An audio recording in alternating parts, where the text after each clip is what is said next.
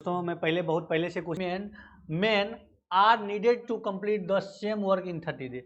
देखिए कह रहा है, ये नहीं कह रहा है कि कितना ज़्यादा आदमी लगेगा या कितना कम आदमी लगेगा, कितना ज़्यादा आदमी जरूरत है या कितना कम आदमी जरूरत है, ये नहीं कह रहा है। ये कह रहा है कि भाई एक बार बताओ, हमारे पास एक कंसेप्ट है m1 into T1 is equal to m2 into T2। हमारा ये कंसेप्ट है m1 into T1 by W1 is equal to m2 into T2 by W2। ये हमारा कंसेप्ट है। तो अब इस कंसेप्ट में क्या है, कहता है कि भाई अगर एक मेन का ग्रुप कितना है हमारा 450 है, ये मेन का ग्रुप है, कितना काम कर रहा है, कितना दिन में कर रहा है, 20 दिन में कोई काम कर रहा है। काम क्या कर रहा है, मान लो W काम कर रहा है, इज इक्वल टू दूसरा ग्रुप का मेन हमको पता नहीं है, M ग्रुप कर रहा है, कितना दिन में कर रहा है, 30 दिन में कर रहा है। काम क्या कर रहा है, W ही कर रहा है, W गया, M का वैल्यू यहाँ से निकाल दीजिए। ये आप निकालिएगा तो 0 जाएगा, 15 45, 15 दूनी 30, M का वैल्यू क्या आ गया, 300 आपका आ गया।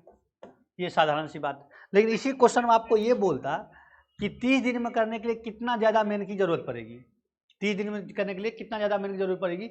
तब यहाँ पे क्या लिखते हैं हम 450, या 30 दिन में करने के लिए कितना मेन की कम जरूरत पड़ेगी, ये सब चीज़ आपको यहाँ से पता चल जाता। ठीक है, तब हम यहाँ पे M+ लिखते या माइनस लिखते, वो क्वेश्चन आएगा किसी न किसी शिफ्ट में आएगा, हम उसका भी जिक्र करेंगे। नेक्स्ट क्वेश्चन हमारा है दोस्तों, नेक्स्ट क्वेश्चन क्या है, देखिए नेक्स्ट क्वेश्चन हमारा क्या है। नेक्स्ट क्वेश्चन कहता है कि अगर आपके पास a+b 11 दिया है, ab 35 दिया है, तो what is the value of a⁴ plus b⁴। अभी इससे पहले वाले शिफ्ट में क्वेश्चन बना था। अगर मान लिया आपके पास a+b दिया है, a+b, हमने आपको ये अलजेब्रा का काफ़ी अच्छा से कंसेप्ट बताया भी हुआ है, और a इंटू बी आपको दिया रहे, तो a² प्लस b² जो होता है हमारा a+b का होल स्क्वायर माइनस 2ab होता है। ठीक है, तो -2a² प्लस b² पहले निकाल दीजिए। 11 का स्क्वायर माइनस 2ab, 11 का स्क्वायर माइनस 35 दूनी 70, 11 का स्क्वायर माइनस 70, तो ये कितना हो गया 121 माइनस 70 51। ये आ गया हमारा a² प्लस b² 51 आ गया। फिर हमको कह रहा है 1⁴ plus b⁴, 1⁴ plus b⁴ is equal to क्या होगा 51 का स्क्वायर अब माइनस 2ab, तो माइनस हो जाएगा हमारा 2 इंटू 51, 2 इंटू 51।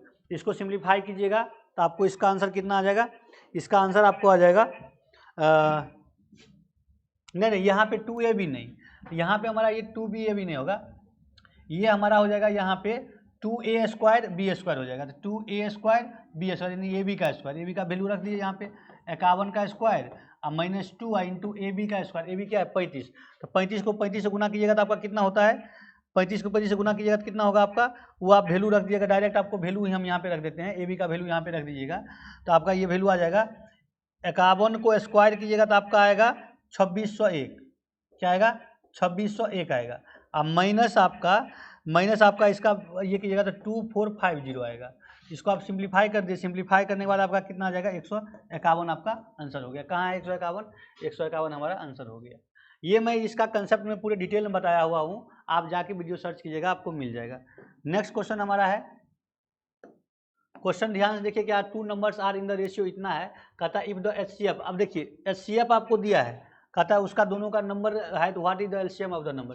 पहले बात ये समझिए कि हमने पिछले क्लास में ही बोला है HCF is a factor, is a factor of LCM, factor of LCM मतलब महत्तम समावर्तक जो होता है LCM का ही एक गुणनखंड होता है। ठीक है, LCM का ही एक गुणनखंड होता है, गुणनखंड और फैक्टर गुणनखंड ही होता है। तो क्वेश्चन कर रहा है कि भाई अगर LCM हमारा देखिए HCF जो होता है सबसे छोटा गुणनखंड भी होता है, अगर आपके 2 नंबर का HCF आपको दिया है, अगर 2 नंबर का आप मान लिए HCF दिया है 6:5 दिया है, नंबर दिया है और उसका HCF आपको 3 दिया है, तो दोनों नंबर क्या हो जाएगा, दोनों नंबर को आप 3 से मल्टीपल कर दीजिए। क्या कीजिए 3 से मल्टीपल कर दीजिए, आपका आएगा 18 और ये आएगा 15। ये दोनों नंबर क्या आ गया आपका 18 और 15। LCM पूछा 18-15 का, 18-15 का LCM क्या होगा 6×5 = 30 और 30 × 90, इसका LCM आपका हो जाएगा 18-15 का,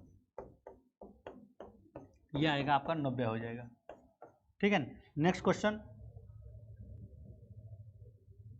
कहता है एक कंटेनर कंटेन्स 25 लीटर मिल्क, कितना करता है 25 लीटर मिल्क रखता है। तो फ्रॉम दिस कंटेनर मतलब एक कंटेनर में 25 लीटर दूध है, इस पात्र से 5 लीटर दूध निकाला जाता है और उसके स्थान पर पानी डाला जाता है। इस प्रक्रिया को आगे क्या किया था, 2 बार और दोहराया जाता है, तब कंटेनर में कितना क्या होगा, इस कंटेनर में कितना हमारा क्या बचेगा, कितना दूध बचेगा।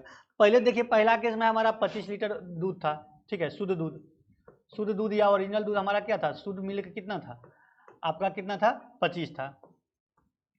अब जो है मिक्सचर यानी कि जब अथी हटा लिया गया है तो रिमेनिंग 5 लीटर जब दूध हटा लिया तो रिमेनिंग मिल्क कितना रहा है, रिमेनिंग मिल्क आपका कितना रहा है, 20 लीटर। पहला काम इस तरह क्वेश्चन को बनाने के लिए क्या कीजिए, पहला काम आप कीजिए, इसका रेशियो निकाल दीजिए, रेशियो निकाल लिए 5 आया और 4 आया।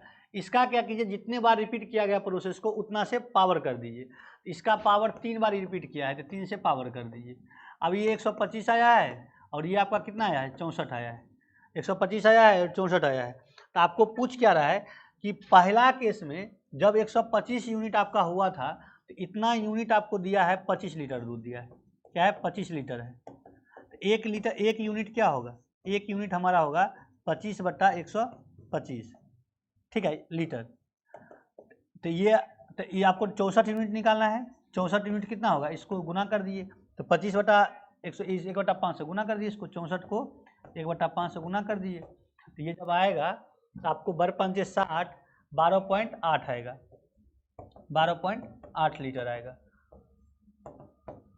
ये हमारा आंसर हो गया, ठीक है। नेक्स्ट क्वेश्चन देखिए, नेक्स्ट क्वेश्चन क्या है, x + y = 36 है, देन कहता इतना क्या है। अब देखिए एक बात बताइए हमको, आप ये चीज़ें आपके पास है, x + y = इसको आप ऐसे लिख सकते हैं जी, x + y = आपके पास 36 है, x + y = 36 है, तो आप इसको ऐसे लिख सकते हैं, कैसे, आप इसको ऐसे लिख सकते हैं क्या कि x + y = 36 है, तो आप दोनों को इधर ले आइए, तो x - x + y - 36, हम इतना डिटेल में नहीं करना चाहते थे लेकिन कर देते हैं। तो देखिए एक माइनस दे दिए 27, इसको दे दीजिए और दूसरा दे दीजिए इसको, कितना बचा है, 9 बचा है, इतना = 0। अब हम कह सकते हैं कि ये हमारा, मान लीजिए ये हमारा एक नंबर है, ये हमारा दूसरा नंबर है, दोनों का सम अगर 0 है, दोनों का सम अगर 0 है तो उसका क्यूब क्या होता है, क्या होता है क्यूब, क्यूब होता है हमारा 3abc, क्या होगा, 3abc। तो इसका क्यूब हमारा करने के बाद क्या आएगा, a + b का होल क्यूब, वैसे भी कर दीजिए आप, जब एक a + b का होल क्यूब इसका करेंगे आप, क्या आएगा, हाँ, तो इसका जब देखिए एक बात बताइए, इसका जब ये वैल्यू हमारा 0 आ गया और ये भी वैल्यू, दोनों का सम हमको 0 आ गया, तो दोनों का क्यूब करने के बाद भी अगर 0 का क्यूब करते हैं, इसका भी मतलब कहने का मतलब है x - 27 का क्यूब प्लस y - 9 का क्यूब। अगर दो वैल्यू का सम = 0 है, दो वैल्यू का सम = 0 है, ठीक है, तो यहाँ से हम दोनों वैल्यू को =0 कर सकते हैं, या ये भी कर सकते हैं x = 27 है, y = 9 है, ये हमारा क्या आ गया, ये 0 आ गया और ये भी 0 आ गया, फाइनली हमारा आंसर क्या हो गया, 0 हो गया, ठीक है। नेक्स्ट क्वेश्चन, ये आपका क्या है, क्वेश्चन कर रहा है इन द फिगर, मतलब चित्र में AB AD बराबर है और 7 के बराबर है। AB कौन है हमारा, ये है भाई, AD कौन है, ये है, और दोनों का वैल्यू क्या है, 7 है। क्वेश्चन बोला है, कहता है AC और AE भी बराबर है, AC हमारा ये बराबर है और ये दोनों बराबर है। अब देखिए ये वर्टिकल अपोजिट एंगल भी बराबर है, तो साइड एंगल साइड से ये क्या होगा हमारा, ये सर्वांग सम हो जाएगा, सर्वांग सम हो जाएगा या कन्ग्रेंट हो जाएगा, वो आप समझ ही रहे हैं, कन्ग्रेंट हो जाएगा। तो कहता है BC का वैल्यू आपको दिया है 11 सेंटीमीटर, तो देखिए ये साइड इसके बराबर, ये साइड इसके, तो थर्ड साइड के बाद ED का वैल्यू पूछ रहा है, 11 सेंटीमीटर ही होगी, ये होगा 11 सेंटीमीटर, हमारा आंसर हो गया। नेक्स्ट क्वेश्चन देखिए, आपको कहता है y + 1/y दिया है, कितना बार पूछेगा इस टाइप का, ये इतना इंपॉर्टेंट है। y + 1/y = इतना, कहता है y³ पूछ रहा है आपका, y + 1/y = कितना है, 3 है। तो कह रहा है क्वेश्चन में y³ + 1/y³ प्लस कितना है, 2 = क्या होगा, यही ना पूछ रहा है जी। तो y इसका क्यूब निकालना है तो निकाल दिए यहाँ से क्यूब, तो इसका इसमें से क्यूब निकालेगा तो ये होगा आपका y³ + 1/y³ = होता है y + 1/y का whole cube -3y × 1/y y + 1/y, ये आपका फार्मूला होता है। इस पे डाल दिए वैल्यू, तो y + 1/y³ y का क्या होगा, 3 का क्यूब 27 -3 × 3 9 प्लस 2, तो 9 दूनी 18 और 2 2 18 बचा है, और 27 - 9 के 18 20 बचा हमारा, 20 हमारा आंसर हो गया। नेक्स्ट